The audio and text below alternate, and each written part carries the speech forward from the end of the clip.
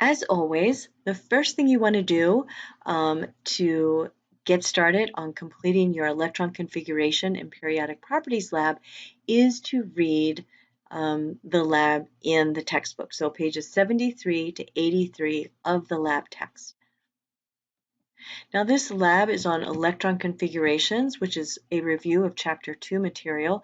So we see here 2.6, 2.7, and 2.8 are all a review of electron configurations if you want to go back and look at that in your textbook.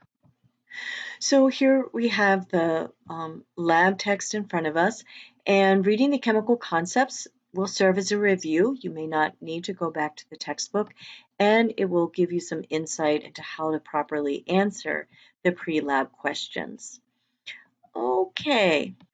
So below the chemical concepts, we have the experimental procedure. And remember that the experimental procedure is on a different page than the lab report sheets are. So you have to go back and read the experimental procedures to be able to properly fill in those lab reports. So the flame test you actually will not be doing. However, we have photos of what the flame tests look like. So you'll be observing the flame colors and you'll be using those colors to identify the elements in 3 unknown solutions. Now part C is where there tends to be some confusion because people forget to go back to look at the directions.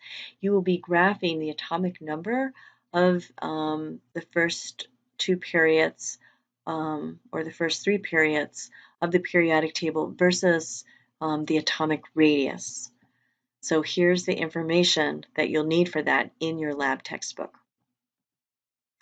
All right, so as always, you want to answer the pre-lab study questions. That'll be part of your lab report.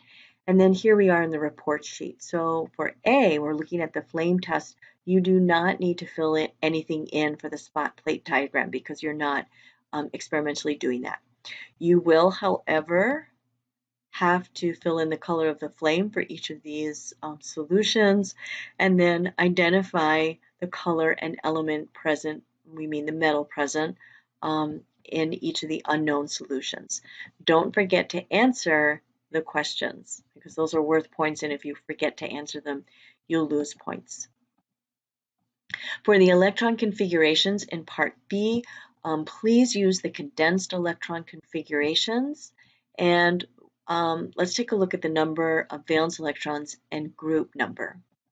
So the best thing to do is to use the periodic table in your textbook because your textbook has the group numbers with the letters, which is what I want. And the reason I want you to use the group numbers with the letters is because the group numbers with the letters has the same number as the number of valence electrons. So as you remember from chapter 2 and 3, any element in group 1A has 1 valence electron. Any element in group 6A has 6 valence electrons. Now, you will be asked about some transition metals, which we did not go over in class, what the valence electrons were for transition metals. So you'll use the group that has the letter with it to tell you how many valence electrons there are. So the transition metals have groups, the letter is a B. So all the elements in group 4B have 4 valence electrons. All of the elements in group 6B have 6 valence electrons. So when you fill in part B, use the group number with the letter, and that will also tell you the number of valence electrons, even for some of the transition metals that we did not expressly go over. Main group elements, the S and the P block, you should know because we did review those in class. So definitely answer Q2 and Q3. And here when the textbook says sub-levels, it means sub-shells. And here when it says n equals 3, that means n is the principal quantum number. Be really careful about reading each question carefully because if you are careless with reading the question, then you'll get the answer wrong. So really think about each description very carefully to answer each part so you can get the right answer. And if you have any questions, please just message me. And here is the graph. and we are graphing atomic number versus atomic radius. So the atomic number, that axis has already been labeled, and each little block is equal to 1.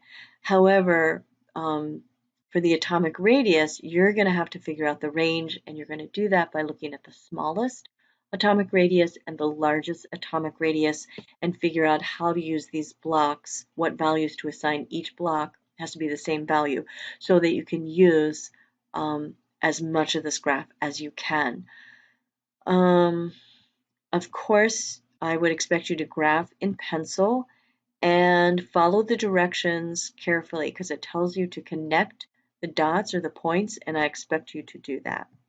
So here, answer question Q4, but do not answer Q5. So all the questions except for Q5 should be answered. If you have any questions, just let me know.